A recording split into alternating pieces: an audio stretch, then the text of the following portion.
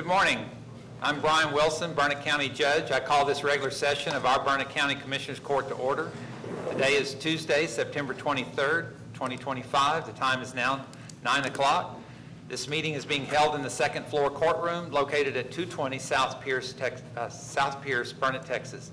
I call agenda item number 2. Would you please join me for the invocation led by Teresa Trustner, First Christian Church in Burnett, Texas, and then we'll do the pledges of allegiance to the flags. Awesome and loving God, we give you thanks for this opportunity to gather, and we do not take lightly the privilege to open this meeting with supplication to you. We lift up our hearts for each person here gathered today. I ask that you take their personal lives, those concerns that they carried into this meeting, and I ask them to be placed into your hands so that our focus in this time can be 100% on the business of this meeting. That you have called us here to this place with the unity of one purpose, one thought in mind, and that is the good of Burnett County, the good of the citizens of Burnett County. Each person here, Lord, has that desire in their heart. So I ask that this be a meeting where there is compassion. I ask that this be a meeting where we hear each other, not just the words that are spoken, but perhaps the fears and concerns that are behind those words. That we deal with each other with care and the kind of love that you have made possible to us through the sacrifice of your Son, Jesus Christ. Be with us now and let our words and our thoughts and our behavior be pleasing to you. It is in the name of the Christ that we pray. Amen.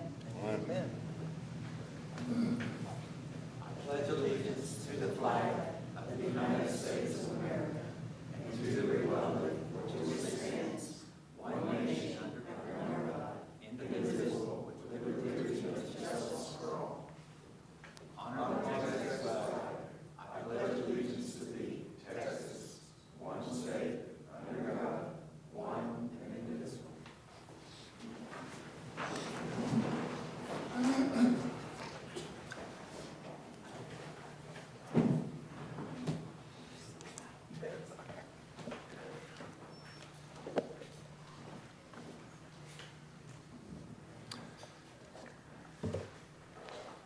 Okay, thank you. This morning we have a special presentation. I would like to go ahead and take things a little out of order. Call agenda item number 4, presentation, discussion, and take appropriate action relating to the Capital Area Metropolitan Planning Organization, or CAMPO, update to the Burnett County countywide transportation plan, including a presentation from CAMPO representatives, project outline, timeline, and possible settings of public input dates. Commissioner Dockery, do you want to introduce anything else? Well, yes, sir. This is tied directly to the resolution that we passed on May 27th. Commissioner Barley, I don't think you were here that day, but anyway, we asked CAMPO to update our transportation plan. But anyway, today we have two folks with CAMPO, Dois Myers and Will Liska, are both with CAMPO, and I'll let them conduct their presentation. Just state your name for the record. Good morning, Dois Myers with CAMPO, and I also have with me Will Liska. Ashby Johnson, our executive director, is ill today, but he does wish he was here with us. So just a quick overview of metropolitan planning organizations, or MPOs. The Capital Area Metropolitan Planning Organization is the MPO for the Central Texas area for Burnett County, as well as Bastrop, Caldwell, Hayes, Travis, and Williamson counties. So these are required throughout the country in areas with a population of 50,000 or more. And the MPOs, particularly our Transportation Policy Board, which Commissioner Dockery represents Burnett County on the policy board. The policy board sets the policy and guides the transportation process for the 6-county area. MPOs are tasked with two primary functions: developing a long-range plan that looks out at least 20 years. The CAMPO plan looks out 25 years, so the policy board in May adopted the CAMPO 2050 plan. And then the other primary function is the Transportation Improvement Program. That is a 4-year document that shows the projects in the 6-county area that will be going to construction or implementation within that 4-year time period. So the long-range plan is not constrained financially like the TIP is. all of the projects that are in the Transportation Improvement Program are funded and ready to go within that 4-year window. So the policy board also provides a forum for project selection and also selecting how the federal and state transportation dollars for this region are being allocated. We will have a project call coming up later into this year, and then early next year is when the policy board will be deciding on how to allocate the funding for those projects, and we'll talk through a little bit of that project call soon. As I mentioned, the governing body is the Transportation Policy Board, represented by the 6 counties, the cities within those counties, and then we also have a technical advisory committee, and that's made up of staff of those local jurisdictions. So Greg Haley represents Burnett County, and then Russell Sander from Marble Falls is the small cities representative for Burnett County. A little bit about the planning process that we use. So we kind of start with the local and regional plans and studies. So the Burnett 2020 plan that was put together for the county about 5 years ago, that is one of those local and regional plans and studies. We work with the local governments, whether those are cities, small cities, or the counties as a whole, to see what kind of needs and concerns the elected bodies may have, the jurisdictions, and also the citizens and the drivers in this area are experiencing. So that's how we work together and partner with the local and regional jurisdictions to decide on those plans and studies and the projects that go into them. The second phase is putting those into the regional long-range plan. We'll talk through in a moment the 2050 plan and the projects that are for Burnett County adopted into the 2050 plan. The third step is that project selection and funding for the Transportation Improvement Program, that 4-year document that shows what is going to be going to construction or implementation in that 4-year time period. At step 3, this is also when projects or studies have funding assigned to them and are able to be funded and implemented in that window. And then number 4 is project implementation. That may be a project study. Many times, though, it is a project construction. And I will turn it over to Will to talk through the 2020 transportation plan.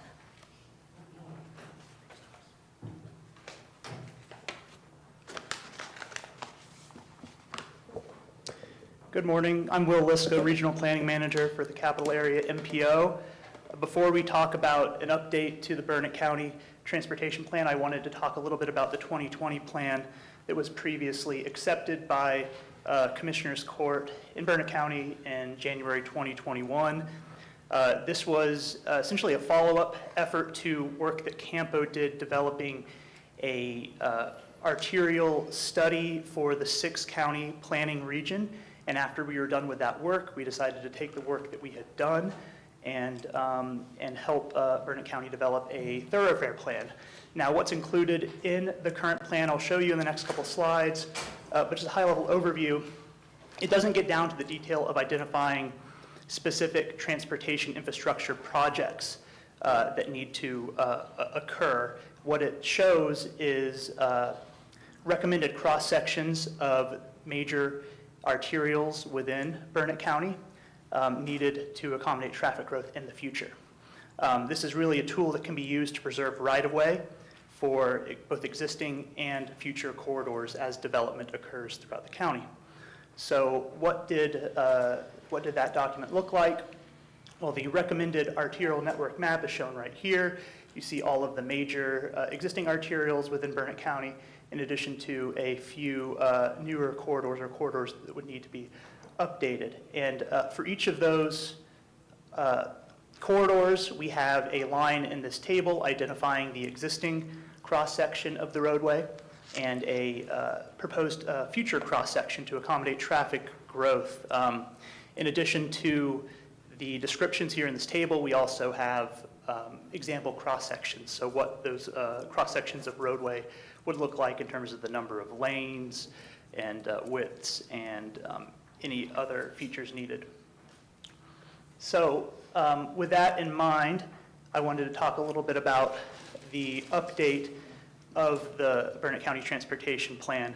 My understanding in talking to some representatives for Burnett County is that a a plan that identifies specific projects that will need to occur over the next 20 or 25-year period would be useful. That is not what the current plan currently provides. However, in updating this process, I view it as two steps. First is updating the plan to incorporate work that has already been done and current priorities from the county. So we're not starting from square one here because there's been a lot of work performed for Burnett County by Campo and by others in the past 5 years. That includes the 2050 Regional Transportation Plan, which I'll talk about in a minute, the Burnett County Safety Action Plan, which is just finishing up right now, and the Northeast Burnett County Transportation Study, which Joyce will discuss in a moment. Additionally, there's other work that could be incorporated into an update of the study. We will look back on the 2010 Burnett County Transportation Plan developed by CATCOG, as well as the current TxDOT Unified Planning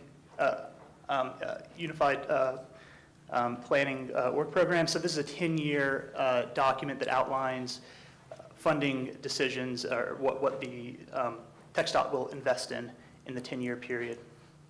Additionally, we want to gather priorities from elected officials, agency staff, both from Burnett County and smaller cities in the region, or in the county, and as well as the public. And Joyce is going to talk about that in just a moment. Additionally, we feel like a second step in the process after we update the plan is to do some more detailed analysis. One area that we identified as a potential need was a feasibility study for a US 281 relief route or potentially other other improvements that might be needed along the US 281 corridor from north to south. So just getting into some of the work that has been previously completed, the Campo 2050 Regional Transportation Plan was just adopted in May. The way this process works is that Campo member agencies submit projects to Campo to include in the regional plan. In the case of Burnett County, what's shown here are two maps. The projects on these maps, I'm not going to go into detail, but these were submitted both by Burnett County and by TxDOT. On the left, the constrained project map represents projects that would be expected to be funded and built in the next, before 2050. On the right, the illustrative projects that we don't anticipate, or the funding forecasts don't show there being funding for within, by 2050, but could be constructed after 2050 or if money becomes available between now and 2050.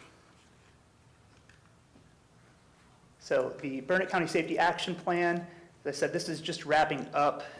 Campo developed this for the 6-county planning region. We applied for a grant from USDOT. We were awarded that and then developed county-level safety action plans. These are, we did analysis and identified projects that would reduce or even eliminate serious injuries and fatality crashes on the roadway. So I'm not going to go into detail on all the projects identified here, but these show various projects that could improve roadway safety throughout the county. We did have both county and city staff within Burnett County participate in this process, sitting in on a task force to help develop some of these improvements. That I'm going to hand things back to Joyce Myers to talk a little bit about the Northeast Burnett County Transportation Study.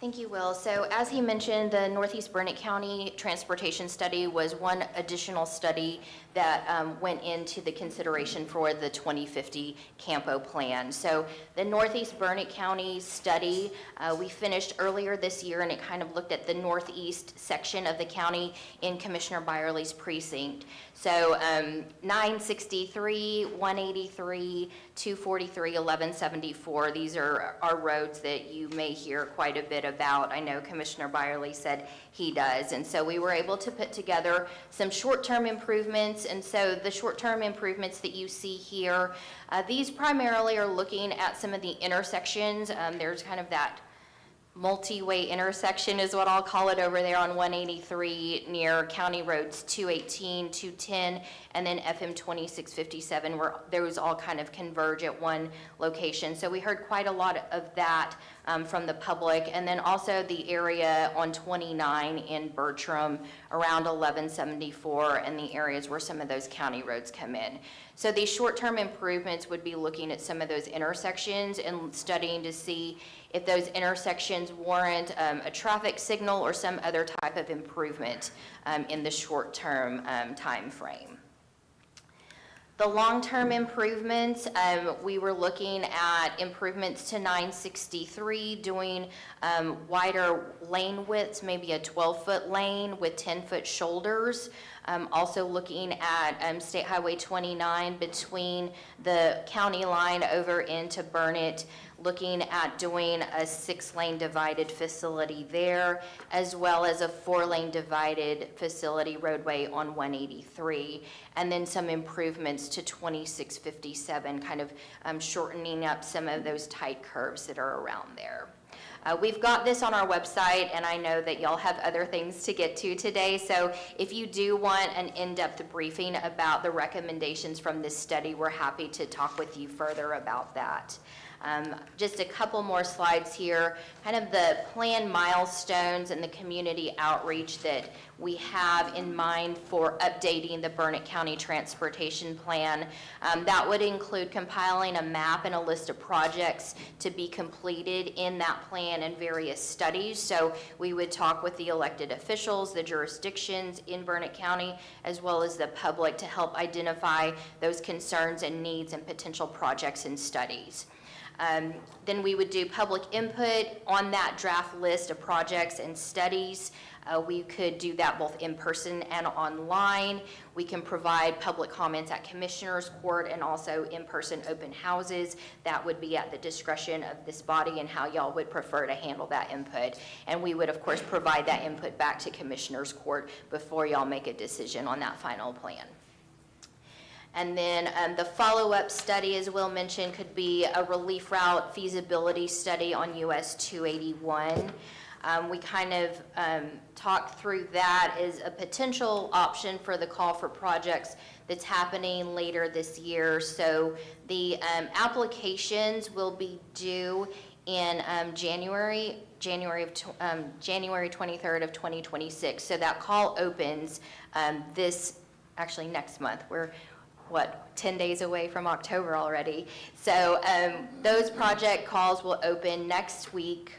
Yes, next week, and then the applications will be due in January. So we're looking at about $380 million that will be available for the 6-county region. So it will be a competitive process with counties and cities within the jurisdiction applying for that $380 million. It's important that you know there is a 20% local match that's required. So whatever you are applying for, however much you're applying for, whether it's a project or a study, the local jurisdictions are required to come up with a 20% match. The roadway projects that would be eligible would be studies, so a feasibility study for any kind of relief off of 281 could be an eligible activity, as well as preliminary engineering, environmental clearance, design, and construction. So that will definitely be a hot item that the board will be discussing later this year and into early next year. So with that, Will and I are happy to take any questions y'all may have. I just appreciate the effort in the northeast part, and I also appreciate all the feedback you guys got from the residents out there. So. I would say that I don't think we put anything on the agenda today to talk about the call for projects, but that's probably something we need to do in the near future. This was more about updating our transportation plan. The abbreviated update that they did in 2020 was good, but needs to be a deeper dive, I guess I should say, into our 2010 plan. I think it's very apparent by the thickness of the two plans. You'll see that the 2010 was much more involved, and that's what we're looking to do is update that. And obviously, there's been a lot of things change in Burnett County in the last 10 years. So we want or I guess it'd be 15 years now. So we really want to try to focus on that and address those concerns and on the changing traffic patterns and the increased traffic that we're seeing. Okay. Any other comments for questions for commissioners? Well, have you all discussed a possible timeline outside of the call for projects, but just for specifically on the updating? On the update, I think that we were thinking, would it be like later this year we would be able to start on that, but we don't have a specific timeline for how long that would be. It would just depend on the outreach that's involved and the depth of study that y'all are expecting.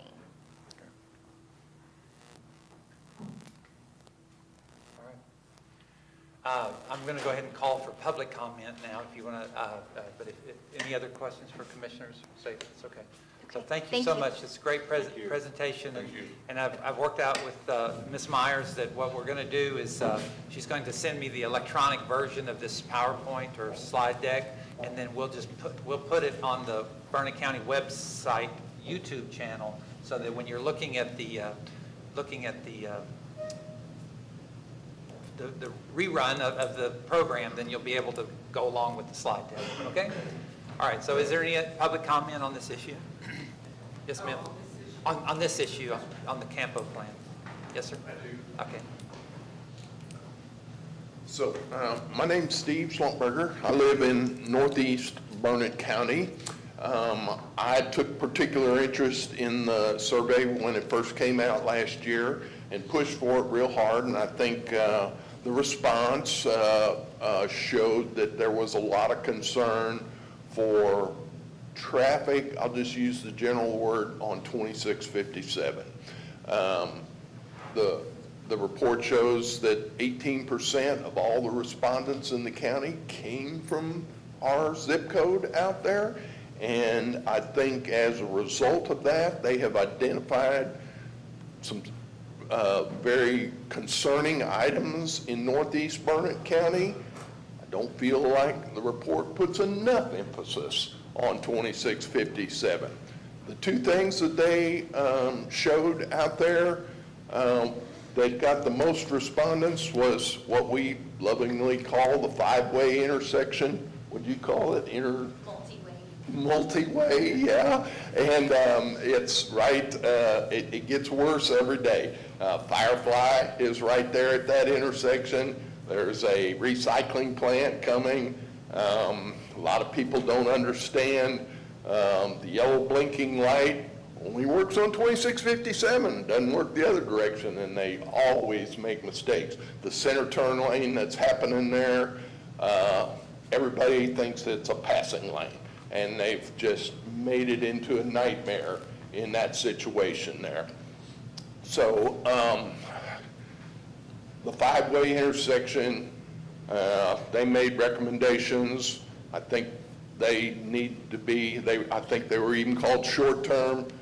Let's try and make them short-term because it's a dangerous location. So the rest of 2657 is traffic. That's what you'll hear more complaints on social media out there. There are people that are starting to defend themselves by mounting dashboard cameras, and they post them to our Facebook page. It's amazing how many idiots are on that road. So the traffic out there, I do think it has grown immensely since the toll road finished. Just in this last few months, once the toll road, it's gone up a lot.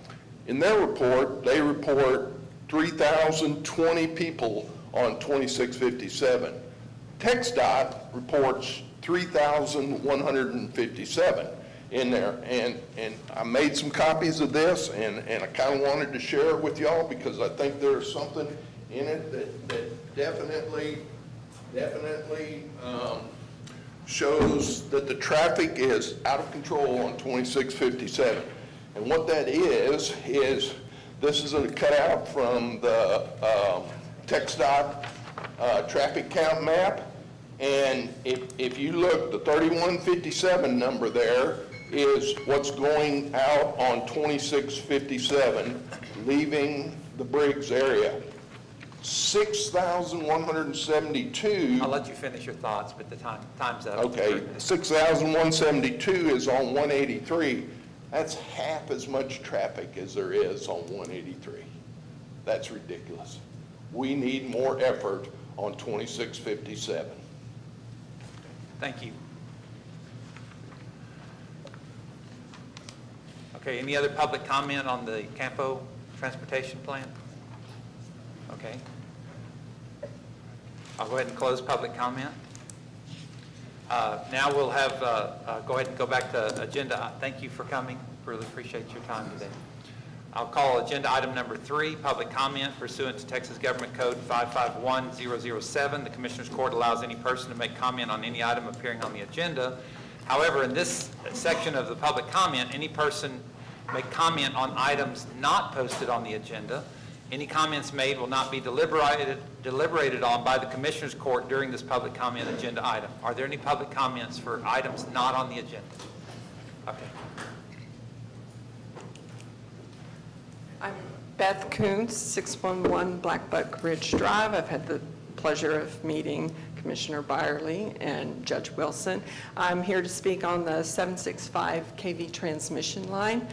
I'm on the board for the POA in the neighborhood, and we received notification because one of the proposed lines, I-1, will cross the entrance to our neighborhood, the entrance and the mailbox kiosk, and we are in the 500-foot non-habitable zone. And then it will cut through Lot 1, which does front 108. So it's been a great concern for all of us. We all have the same concerns on, you know, what it's going to look like, what it's going to do to property values, what are the health risks. But I dig down into a little, I think I told you both the other night, that I kind of try to think outside the box. And we have other folks here who will address their concerns. But we want you to know that we appreciate that you've hired an attorney. We do understand her job in working for the county. We want to know how we can help. All right, and we think one of the biggest things is to get word out. You've witnessed how many people didn't know about this proposed transmission line at the meeting the other night at the Joppa Church. And I've had outside discussions with people like Nextlink, and that's who we get our internet from, and it's a radio relay tower system, and anywhere that line crosses our broadband signal that links, I believe, out of Lampasas, we will lose our access to broadband, which was part of a program initiated by the federal government to bring broadband to rural areas. And when I spoke with Nextlink, they had not heard of this project. They were checking into, I spoke to legal, I spoke to engineers, several people, and they are starting an investigation on it. I also spoke with Colin McDonald at the Texas Water Foundation. I was able to link with him through the Burnett Runs on Water. And he said because of our karst geological foundation, these kind of towers of this height and this weight are very difficult to build in our part of the county, and that they're required to do detailed geological surveys, and they must protect our water. We're on well. We've already had 6 to 8 wells fail in our neighborhood alone. And so we're very concerned with the safety of our water. And anyway, question is, they have to provide those reports when and if, I guess, the line is determined. Will you have access to those? Will you request those? We would certainly hope so. Also, I'll let you finish your thoughts yeah. on this. Okay. Will the attorney be actually participating in the PUC hearings? And I'll let y'all think about that one. Right. And Thank you. thank you very much for your time. All right, just make sure I didn't say, in case I didn't say, it's 3-minute limit on time. Oh, I'll go fast. Thank you. Mary Lynn Norman, I'm also in Blackbuck. A lot of these people here are from Blackbuck, but we also have other I-3 people. We have the G4 people here. So I have 4 points I'd like to make. The Lampasas Commissioners Court on August 28th sent a letter to LCRA because they were concerned that the lines would threaten the integrity of their flood control dams. So my concern is that the proper place to send a letter if Burnett is going to do letter writing, or should it be going to the PUC for a little bit more punch? I personally have emailed these people every day. Yeah, no response. Another concern that we have is repaving of the roads. Definitely on County Road 108 and 109 and 2340, which is the I-3. This project will destroy those roads. Every month we have our roads patched. My bigger concern is who's paying for this? Is it us, the county, Burnett, or is that in their budget? So I've asked that too. So if somebody here is asking the attorney, can we get that question answered? I don't feel it's fair we pay for it. Burnett. I attended the meeting with Tom Green last week, and honestly, I was surprised how many people still do not know about the project. I personally sent 129 letters out to the I-3 people. I-1, thank you, with a map and a letter and the phone calls that I got from all the ranchers that had never received a letter. So here's my ask. What can you do for us? How can you help us? I've put together a website that should publish tonight. Can you put more on your website? Can you put more on your Facebook page? I just found out you had a YouTube page. How do we help these people who, when you look at them, it's devastating. The look in their eyes at this project, it's like when we took our grandparents off the ranch. It's horrifying. But there's so many people that don't know, and we need your help. Sorry about the emotion. It's like looking at your own family being devastated every time. We also need help with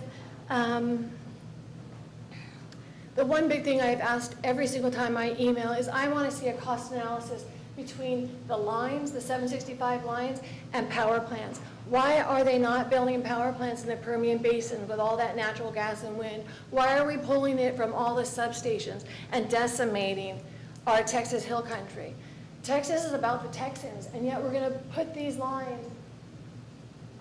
It's not just us. It's going to go through all of Texas. Look at these lines, and I'm hoping you've seen them. Here we are, out to the Big Hill, which they'll design, out here to the Permian Basin, uphill from Fort Worth, from the Dinosaur to the Howard, from the Howard out to the Permian Basin. Now we're coming from San Antonio.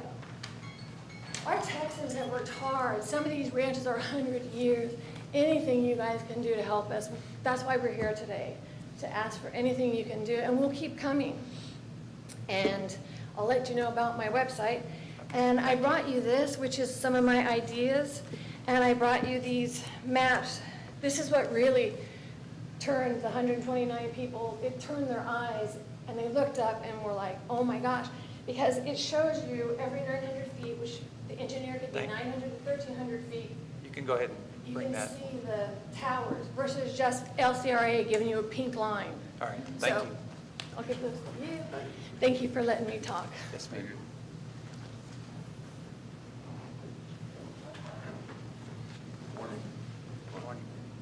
I'd like to thank Judge Wilson, Commissioners Court, for this opportunity to express my concerns of the 765 kV line that is proposed, that is going to seriously decimate my community.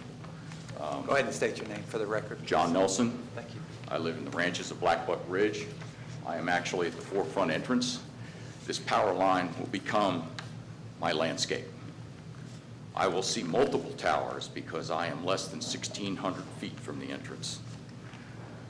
I have family here. I have buried family here. I have generations of family that have been in Texas, and they all have welcomed the dream that we have embraced in having this land. We made a very particular, detailed search when my wife and I were looking to settle on our final home. We chose Burnett County. We chose the Hill Country Corridor because of its beauty and the fact that it had been untouched by technology. There are decision makers that have allowed someone to potentially put a gaping scar on the Hill Country, and it will be a constant reminder that corporate profits were put over our Texas families and the communities surrounding us. We are all one family. We're all here to help each other. I want to help you, help everyone. And anything that I can do, my community can do, we are open to any suggestions or any input. I would like to see you exercise every single avenue and utilize all of our resources to prevent this tragedy and this travesty from happening. There are so many things that concern us, from the health risks alone for children and adults, the construction and noise pollution that's going to disrupt our peace, our Black Skies practice, our Wildlife Management Association, which I'm a member of. What is that going to do to the natural scope of our landscape and our animals, and also the natural resources, as it was mentioned, our water supply. When these towers go in, they are going to not only go up, but they are going to go deep, and they are going to create potentially fissures or collapses in some of these water aquifers and caves. We could essentially be cut off from water supply and have to have it trucked in. That's not the dream that any of us have. That I'm sure is not something that you and the Burnett County Commissioners would like to see as a long-term eyesore.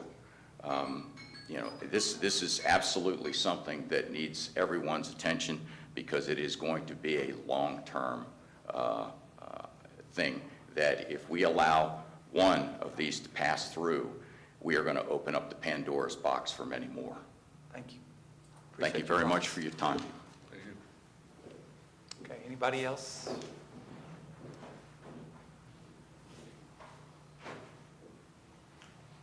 Good morning. My name is Steve Lazar, and I was not prepared to present, so this is going to be ad lib. But a couple of points. I live right across from Black Buck, so I will be staring at these towers every morning. The potential routes, all three of them will go through my property.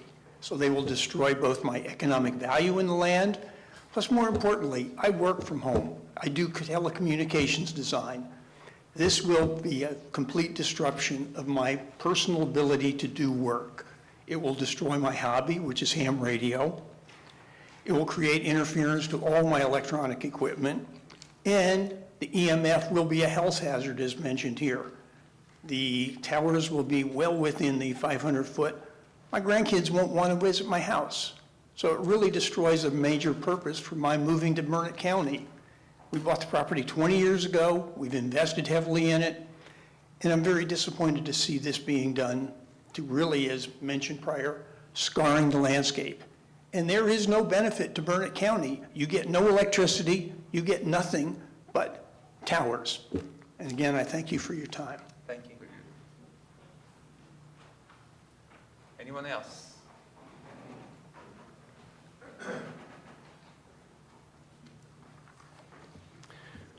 Charlie Parker. I'll begin by thanking the Sheriff's Department for the service they provide to the citizens of Burnett County, and to the leadership of the Sheriff's Department for their integrity and professionalism.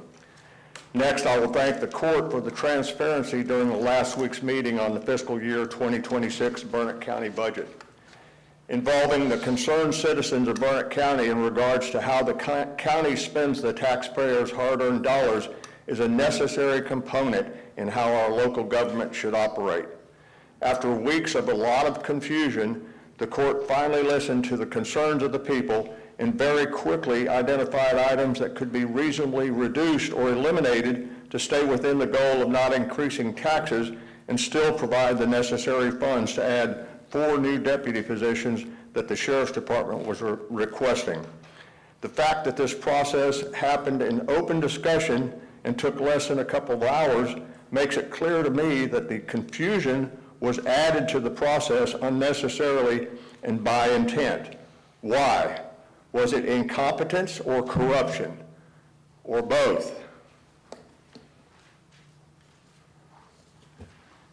The words and actions taken by the appointed judge during the budget meeting and the actual vote on the budget were very petty and very unprofessional. His uncalled for animosity and contempt towards the Sheriff's Department leadership was on full display, and as a county judge, Mr. Wilson's continued public display of disrespect for the Sheriff's Department leadership is totally out of line, unacceptable, and beneath the dignity of the office he holds.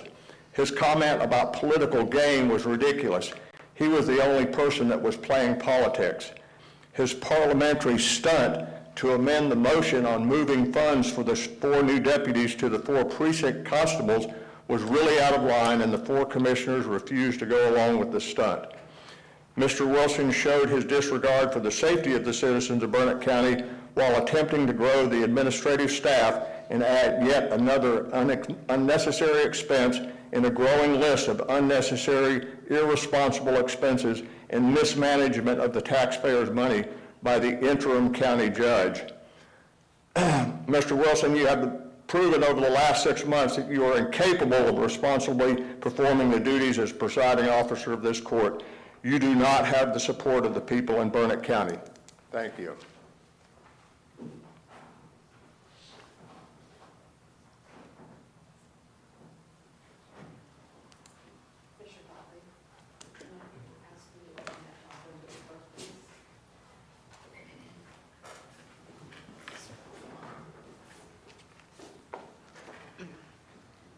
I'm Patty Cope, Burnett County voter, taxpayer, interested person. Could you, Commissioner Luther, would you share 2 of those with Commissioner Byerly and Mr. Wilson, please? Absolutely. Thank you. The budget, the adopted budget has not been filed. It's posted on the auditor's website, but it does not have a clerk stamp. It's an incomplete document. But before I get started with my comments, I would like to thank Commissioner Dockery for making the motion to include the 4 deputies. And I'd like to thank Commissioner Collier for giving me the opportunity to speak at the last meeting, Commissioner Byerly for applying the scalpel to the bloated budget, and Commissioner Luther for moving to reduce the elected officials' salary increase. Thank you for those actions, commissioners. Recently, I did a public information request. At the auditor's office, I requested working papers showing how the jail revenue was calculated. And to my shock, I received basically emails between the judge and the county auditor that show it was some kind of target that they were citing in, that there are just no calculations of contracts, revenue per day, per inmate, what's left on the old contracts, do we have new contracts? And even more shockingly was, there was an estimate of $11 million for jail revenue that was actually considered. That's more than double what has been estimated for the past 3 to 4 years. There are not any contracts or work papers attached to this budget that justify what's in there now or $11 million. And actually, I believe it's improper. And I think that you all need to have an emergency meeting to do a motion to reconsider the adoption of the revenue, because it's been done wrong. At the bottom of my memo here, I put a motion in here. It can be done under calendar. And because the budget has not been stamped by the clerk, it's not filed, and you can do a motion to reconsider. It can be done under an emergency, which we've done recently. You have general counsel over there who can advise you, and I strongly suggest that this happen. Thank you.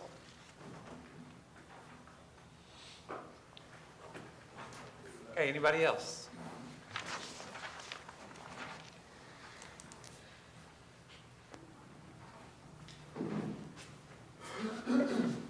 pardon my dress. I was at the Y swimming. But I wanted to come and speak to you. My name is Jan Rose, Janet Taylor Rose from the Taylor Place out at Joppa. The 765 kV is going to come across my front yard and split my ranch in two.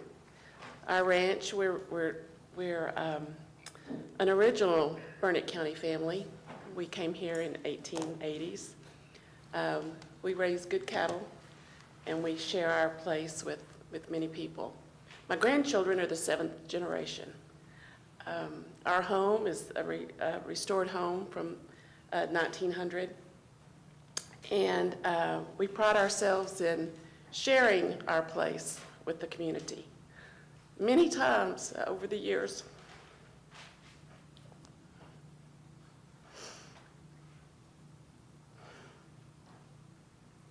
we have almost lost it.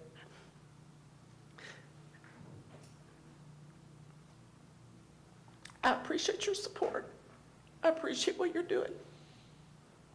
I know that there's a lot behind this whole project, but I do hope you know that we are a community, and we're going to be fine. However it goes, we will remain, and we will support. Thank you, Ms. Rose. Okay. All right, anyone else?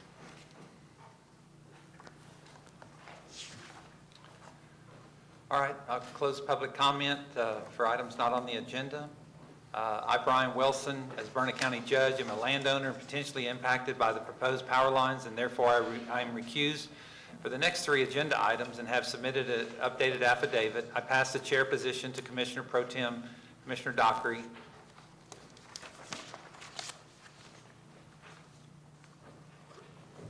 Okay, thank you, Judge. We'll move to agenda item 5, executive session. The Burnett County Commissioners Court hereby gives public notice of its intent to go into executive session with county civil attorney and/or the county attorney in accordance with the Texas Government Code 551.071. Following potential types of discussions are legally permissible. We're specifically looking at consultation with attorney, and under agenda item A, discuss consideration of contemplated litigation settlement matters and other confidential attorney-client legal matters as per section 551.071 of the Texas Government Code. Consultation with attorney including the following: legal matters pertaining to Burnett County's response to the Bell County East to Big Hills 765 kV transmission project, LCRA/Encore electric line, and discussion of engagement of a law firm and our attorney to advise and represent. Don't have a timeline. About 45 minutes to an hour for those of you all that desire to wait. And it is now 9:49 a.m.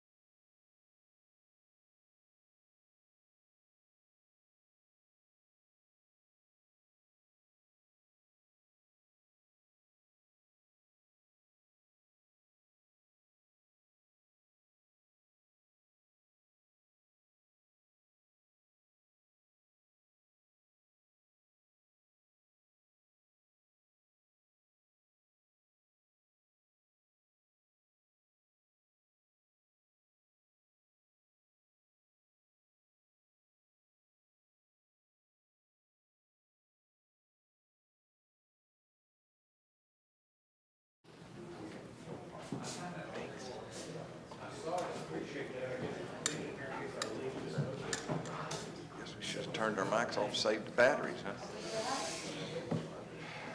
Check 1, 2, 3, 4. Are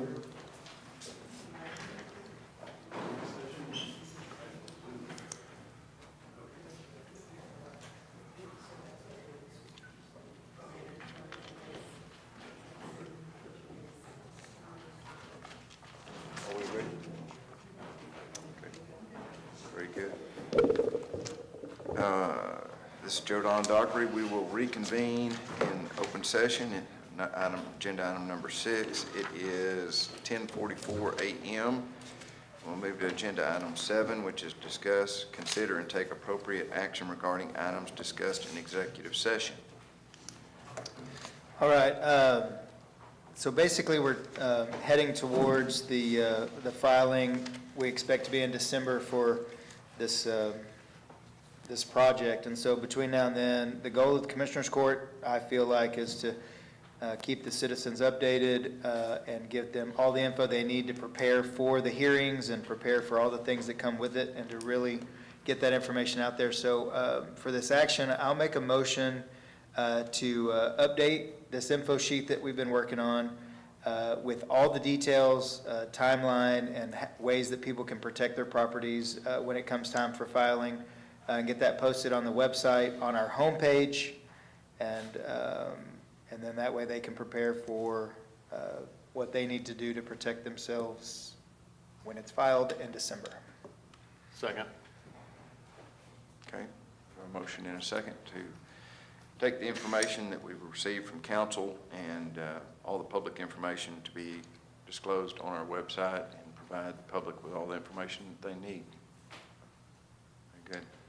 Motion and second, so any further discussion on that? The only thing I'll add is that we are working and will announce in October a PUC representative, and we will host a workshop for citizens to be able to come to. And we'll get that information out as soon as we can get that scheduled. Trying to secure a venue. So. Yes. Okay, very good. Okay. Is there any public comment on this? Okay, seeing none, call for a vote. All in favor? Aye. All opposed, same sign. Brian Wilson abstains. 4 in favor with the judge abstaining. The motion passes. All right, thank you. Judge, I will pass the gavel back to you. As presiding officer, sir. Oh, ma'am, you dropped yours.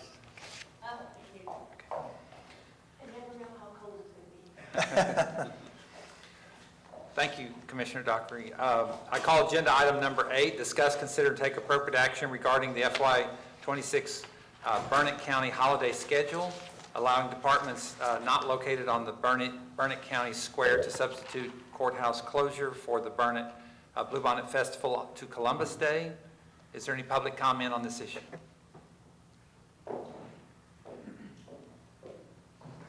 Howdy, Jane Marie Hurst, JP3. Appreciate y'all putting this on the agenda again, and would appreciate Columbus Day being recognized as it is by the federal holidays as well. And in lieu of us having to take a vacation or holiday on Bluebonnet Festival, since we're in Marble Falls, we can continue to work. And I understand y'all need it here for those that work around the courthouse, but I would appreciate us being allowed Columbus Day in lieu of Bluebonnet Festival, if y'all don't just add Columbus Day altogether. What day is Columbus Day? Monday, October 13th.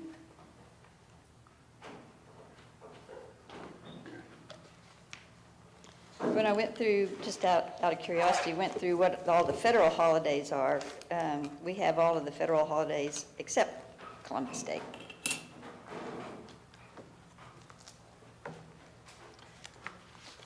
And then do you think it would cause any heartburn for if the people here in this courthouse are getting an extra day off when it comes to Bluebonnet Festival? Because it is almost impossible to get into the courthouse. Well, the way I see it is either, go ahead. Technically, they're not getting Columbus Day off if they're in this courthouse, right?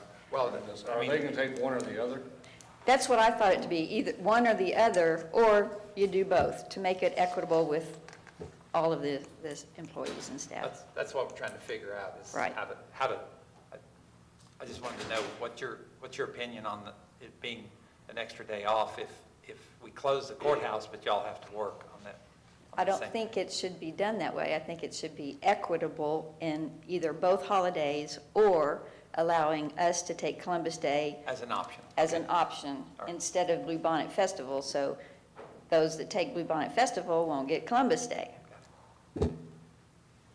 That make sense? Thank you. Just wanted to make sure. Okay, thank you. Yeah, I've talked to a lot of departments that are going to close on Columbus Day anyway, because the other counties are closed, the banks are closed, all those things. So just,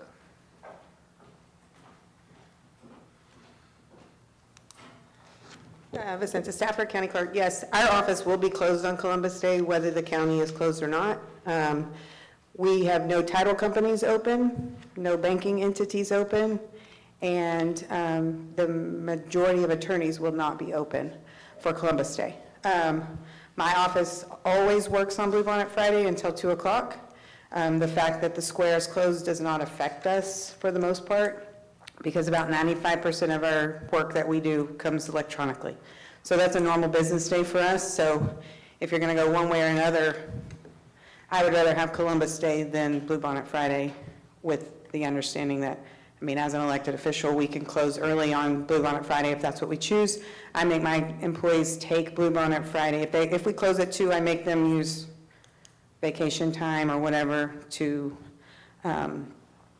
make up the rest of the time. So just letting y'all know, our office, and I believe Casey's office, will be closed on Columbus Day because of that, who we do business with. So on the Bluebonnet Festival, your office is open downstairs? Mhm. And I mean, the year that Bluebonnet Festival was a holiday on the calendar, we were closed, but other than that, we've been open until 2 or 3. We make that decision at the end, within the week. And then we let our title companies know, and they all know to get here before that time frame. So, but we are downstairs. We don't have walk-in customers because they can't really get to us, but the majority of our business is not handled by walk-in customers. So just letting y'all know in terms of being in the courthouse, so. thank you. I think the simplest thing to do is to just add Columbus Day as a holiday for the county. I make a motion to add Columbus Day as a holiday for the county. And keep the Bluebonnet Festival Day as well? Sure. Well, Cindy, do y'all need to work that, or are y'all gonna work that Friday, or if it's off? If it's off, we won't work, but Just if take it's off? a work day, we will be here.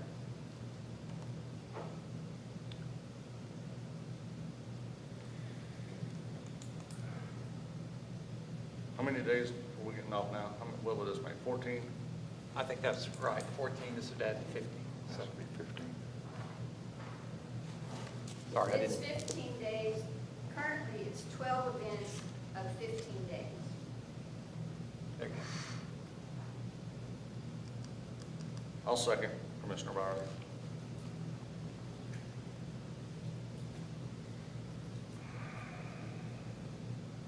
Okay. All right. Any further discussion? Okay. All right, all those in favor say aye. Public comment? Oh, I'd already opened Oh, public you comment. did? I just Okay. didn't close public I'm sorry. comment because I didn't know anybody else wanted to say. So, all right, all those in favor say aye. Aye. All those opposed say no. Motion passes. Okay, thank you. I call agenda item number 9, discuss, consider, and take appropriate action regarding adopting the Burnett County budget policy. So I apologize, I think late yesterday, yesterday I realized that the track changes version was not online. It was put online, but it somehow, I guess the Agenda Quick converted it, but the version you've had or in the packet is the one with track changes. So. Okay. So the second page, I'll just call out couple items. On 9 was a strike-through, approved capital expenditures as requested to be purchased in February budget year. So that, and basically it was saying that we, if somebody had capital expenditures, they had to wait till February to authorize the purchase, even though they had the budget money beginning in October. So I know the Sheriff's Office, Chief Trevino, and talked to me about that, and that doesn't need to be in there. We have a fund balance that we can pay out of right away before we collect our taxes in January. So the second, on that same page, on the second page, below $500 will be required Will not be transfers. required. Oh, I'm sorry, will not be required. I need to put my glasses on. So some of these line item transfers that are coming to Commissioners Court really don't need to come through here. Just auditors can take care of it below $500. HR and the Auditor's Office has suggested that we've had so much discussion on the compensation plan guidelines that we just go ahead and make it part of the budget policy. And this is the process that we've been following for quite some time, but according to HR and the Auditor's Office, but just make it part of the policy. On that one, it specifically states that attorneys with relevant experience may be started at a step level comparable to current employees with an equivalent level of experience. Why were they singled out? Is that because of The district attorney The request. has been hiring at that level for a while, and so when somebody comes in with 35 years or 25 years of prosecutorial experience, he wants to be able to hire them. I don't know where else that applies, but the Sheriff's Department would probably make sense? Any of the professionals like that, I think. and we've been allowing them to like recently the jailers was hired a lieutenant at a higher rate. We did that because they hired in as a lieutenant, but every police officer that we brought in new to this sheriff's office has come in at a step 3. And so even if we've got several that have come in with 10, 15 years experience, and they're going back down to a step 3. And so that is some of the attraction of being able to say, you've been on for 10 years, this would be your equal pay coming over as a new deputy. I just meant, you've been bringing those to us, and we've been considering them in Commissioners Court. Only those that were the lieutenant. We never brought a police officer position to that. Those were command staff level or the lieutenant positions. Got it. Thank you.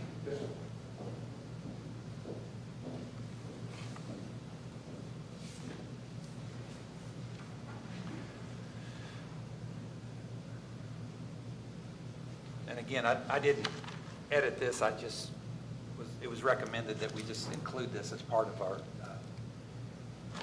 our policy, since this is what has been being followed, or has been followed. And it just seemed like a better place to have it here.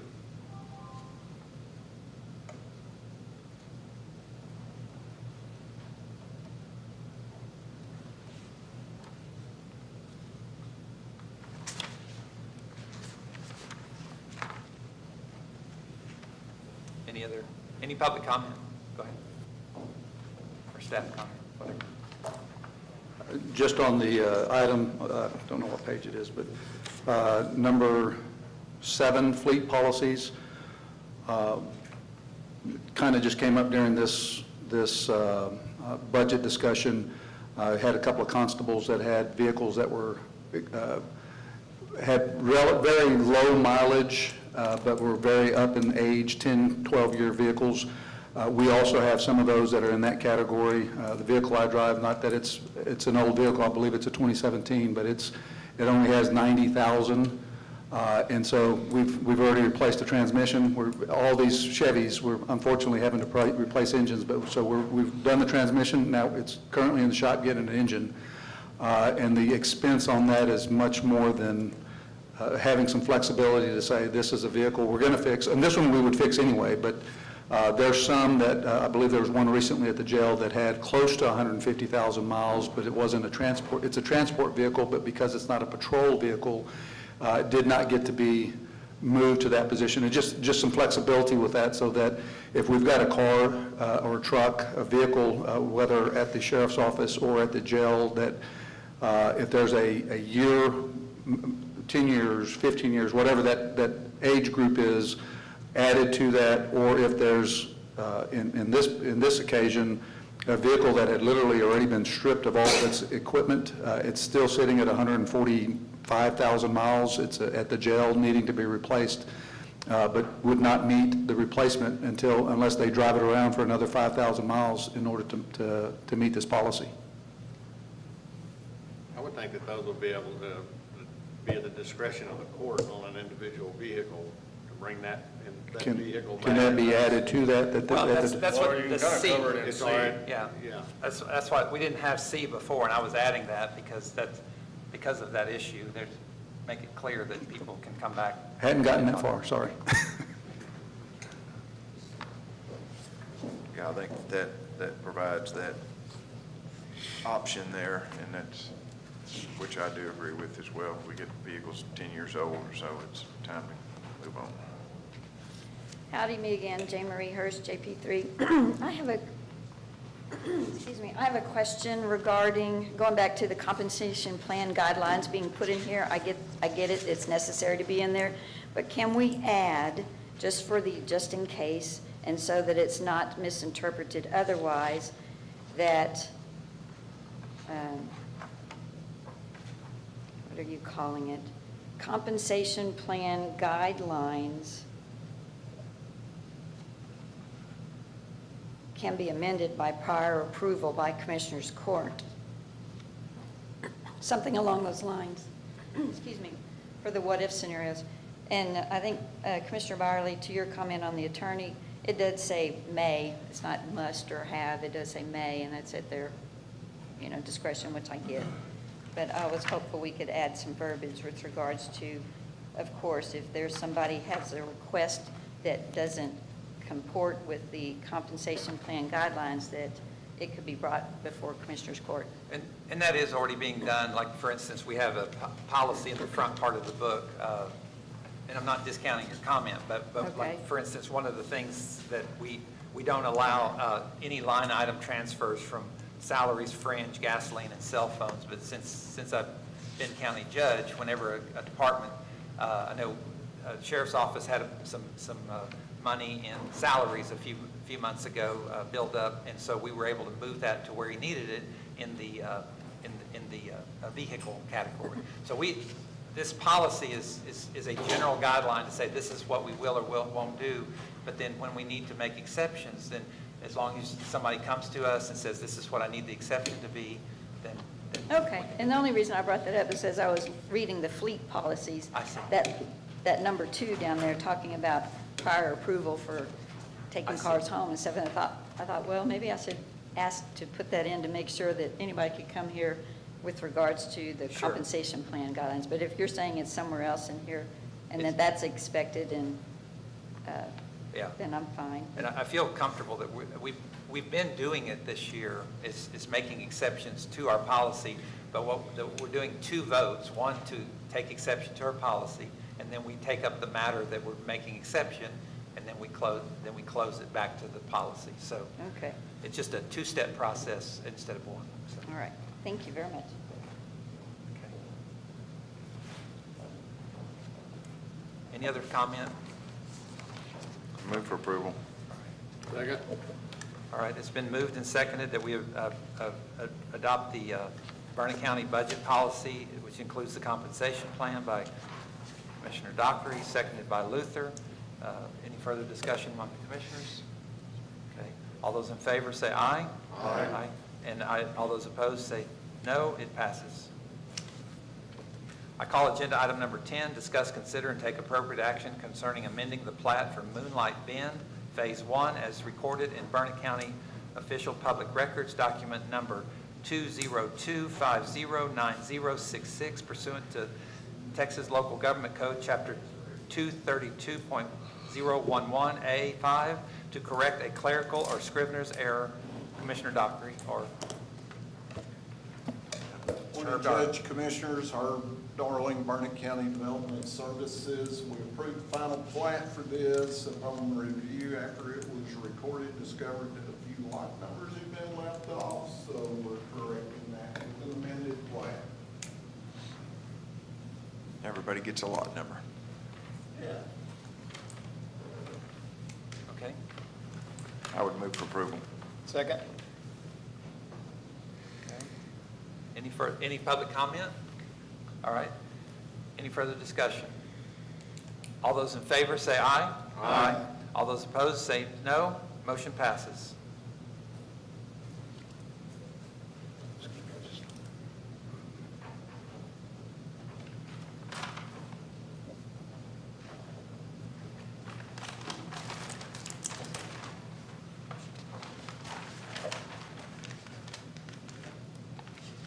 Okay, I call agenda item number 11, discuss, consider, and take appropriate action regarding 127 East Jackson Street, the review of cost and analysis of construction at 127 Jackson, and B, contract amendment with J Pool Group for the second floor renovation for an amount not to exceed $190,000.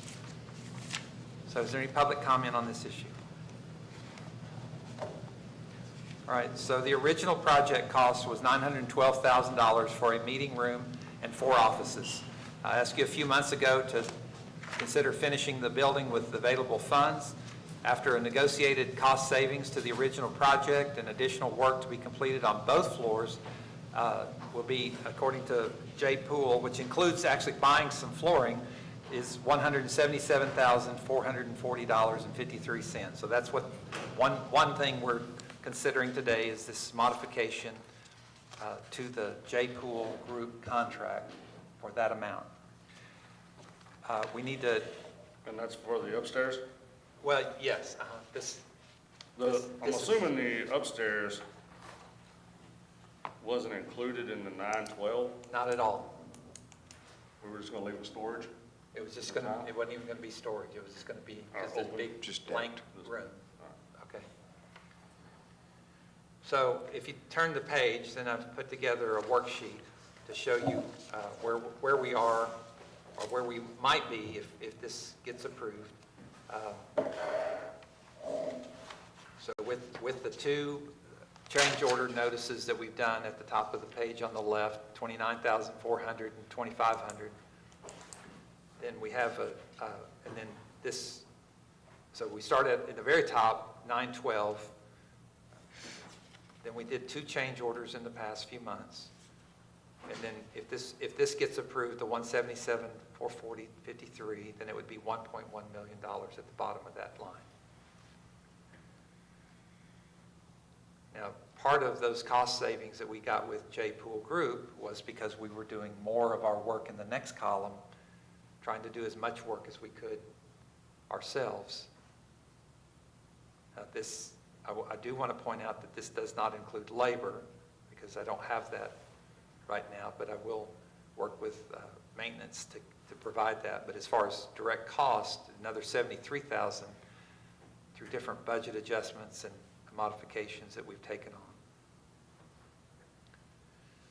Then I really felt like it was important to also include the engineering and architecture costs related to this project for $152,000, with a total amount dedicated of up to $190,000 that the Commissioners Court has been approving.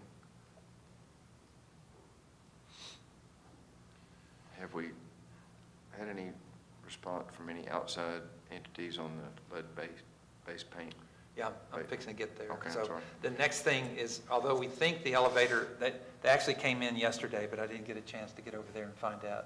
Wait, or they came in, I think it's today, they're coming in, sorry.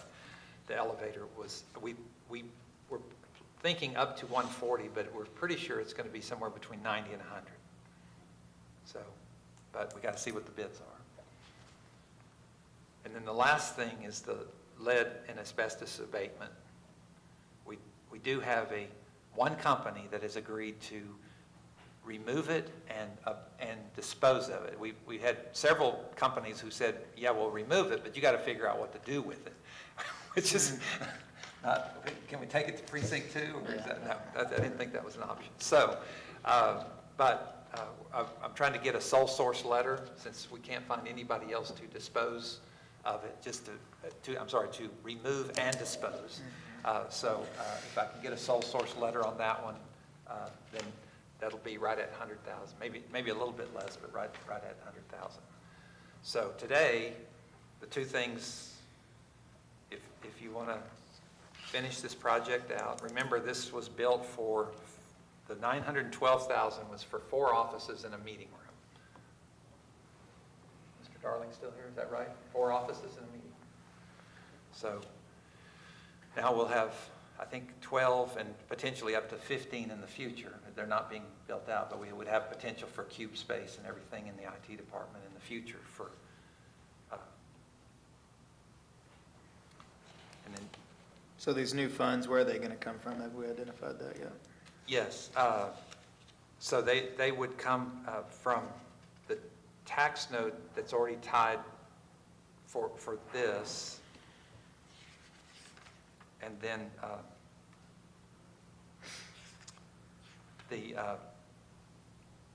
it's the Fund 700 in the building, at the back of our budget book. There was some For additional buildings. construction funds. Okay. I'd move for approval. I'll second. Sorry, Chad. Dockery, Byerly, any public comment? Okay. All right, any further discussion? All those in favor say aye. Aye. All those opposed say no. Motion passes. Okay, I call agenda item number 12, discuss, consider, and take appropriate action regarding the budget interdepartmental line item transfers. Any comments? Any public comment? Close public comment. I think I'm the only one. Yep. And I move to approve. All right.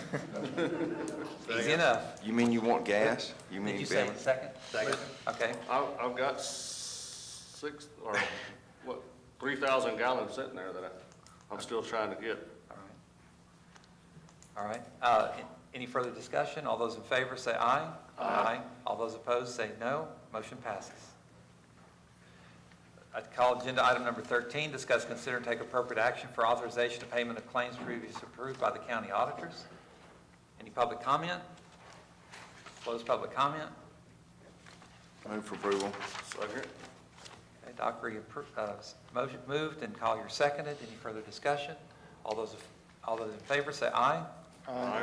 All those opposed say no. Motion passes. I call agenda item number 14, discuss, consider, and take appropriate action regarding contracts, agreements, or grants to be approved and or ratified. The approval of the upgraded subscription renewal for Westlaw to Westlaw Edge to be paid out of the law library account for Judge Henson.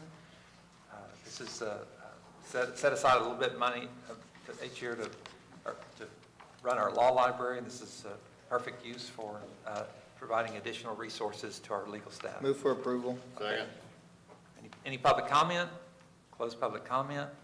It's been moved by Byerly and seconded by Luther that we adopt this. All those in favor say aye. Aye. All those opposed say no. Motion passes. Call agenda item number 15, discuss, consider, and take appropriate action concerning the calling for bids and bid openings, request for proposals, qualifications, and related openings, awarding bid number 25613001, County Road 341 Restoration Project to Gage and K Construction in amount not to exceed $594. $594,000. I wish it was $594. $441.20. Any public comment on this item? Jane Marie Hurst. Before y'all discuss this, and I know it's always thought to go with the cheapest number, but this seems to be a big discrepancy from the number, so I hope that y'all discuss it fully so before y'all take a vote. I'm not leaning toward one or the other. It just seems like a big discrepancy from the lowest to the other three, to make sure something's not covered on there. Well, we do have a bid tabulation generated by the engineer. Yes, I see that. Showing all the unit prices and how they're broken out to make sure that there hasn't been anything overlooked there. And at Cajun Gate, that is close to the engineer's estimate of what they had figured. What did they have figured? It was like 550. I think the difference here could be the fact that Gage and Cade work around here a lot. They're more local than these rest, and they're just doing a fair, honest bid. Okay. And from the look of it, their overhead is kind of where they're saving a bunch of money from their line items. Anyway, I would move for approval. Second. But, yeah. Can we talk about this just, okay, I'll go ahead and accept the Dockery and Luther move, so, Now we can go. okay. Any further discussion? You have something? Just where's the funding going to come from? Good question. So, this is a contract. Do you want to say anything about the project first, or let me just go ahead and go into this? You can go, this is the restoration to get both 340 and 341 crossings. One's a bridge, one's a low water crossing. Okay.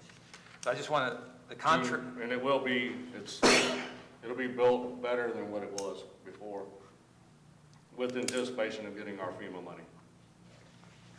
And and to that point, that's where, how the money's tied in.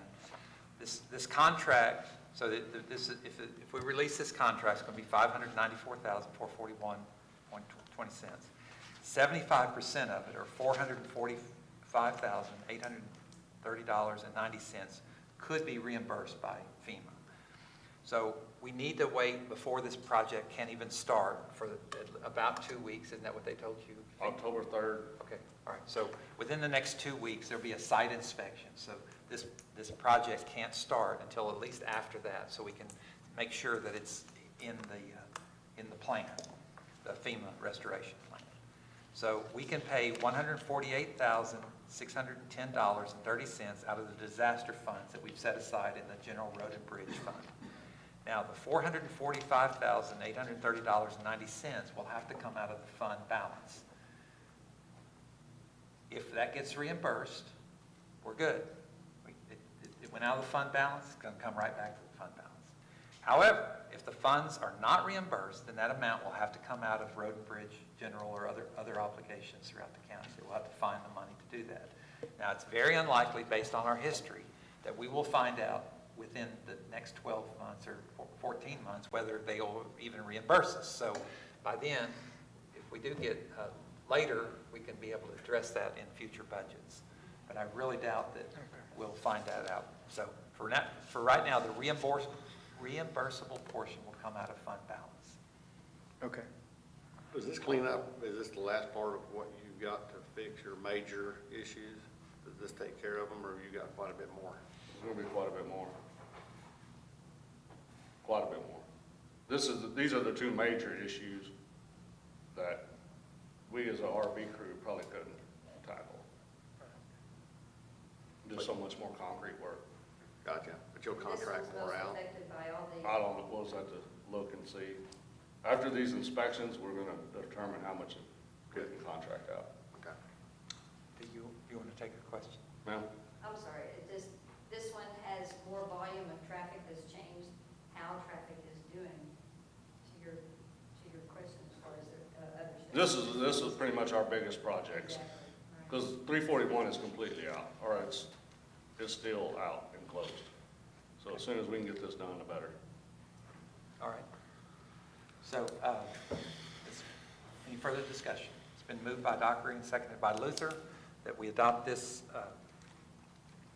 contract. All those in favor say aye. Aye. All those opposed say no. Motion passes.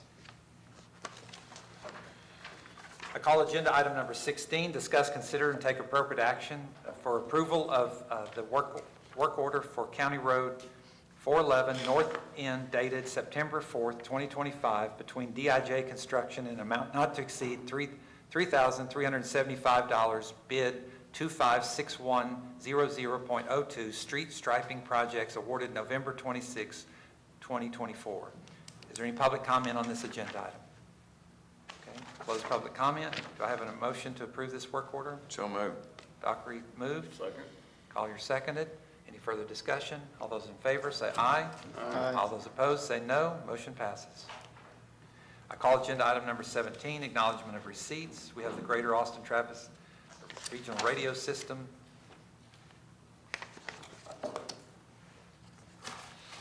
Marble Falls EMS, Burnett County update, PEC notice of utility connections, Wildlife Services Program, TCEQ notice of application and preliminary decision for water quality land application for municipal court, pipeline safety pamphlet, and a transmission right-of-way maintenance notice. Okay. Call agenda item number 18, discuss, consider, and take appropriate action regarding Commissioners Court modifying regularly scheduled meetings. Okay, is there any public comment? Close public comment. Anything else that we need to change? Are we gonna, when are we gonna change them back, or are we gonna change them next time? The 30th will be our The last one. The statute says to do it on the last Commissioners Court meeting of the current term.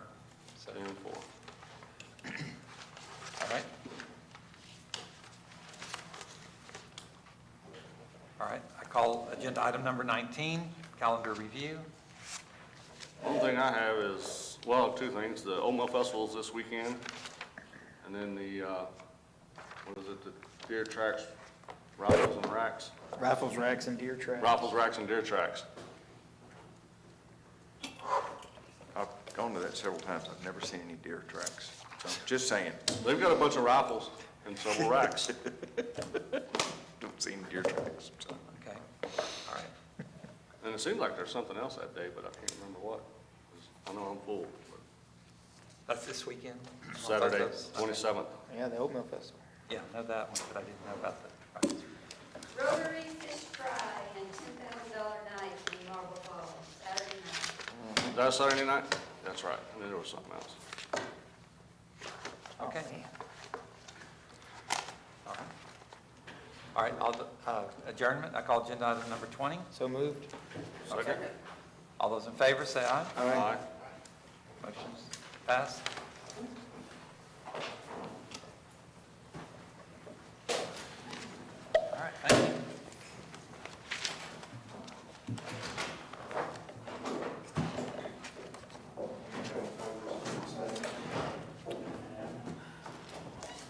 Madam, do you have anything for anybody else this time? The budget policy.